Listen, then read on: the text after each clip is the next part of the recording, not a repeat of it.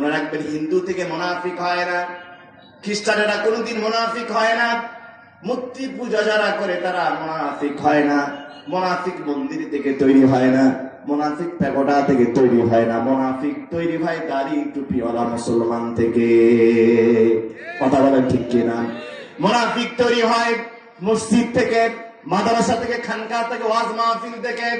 তার কারণ হিন্দু যারা তারা স্পষ্ট হিন্দু, তারা ধুতি পরে। যারা খ্রিস্টান তারা বিভিন্ন রকমের পোশাক পরে, তাদের পোশাক দেখে চেনা যায় এরা হিন্দু, এরা অন্য ধর্মের মানুষ।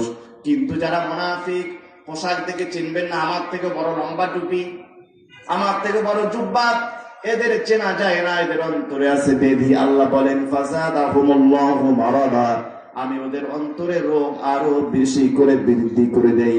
ওয়ালাহুম আযাবুন আলীম, আর তাদের জন্য রয়েছে যন্ত্রণাদায়ক শাস্তি। এটা হলো মানুষের দ্বিতীয় অন্তর, মুনাফিকদের অন্তর।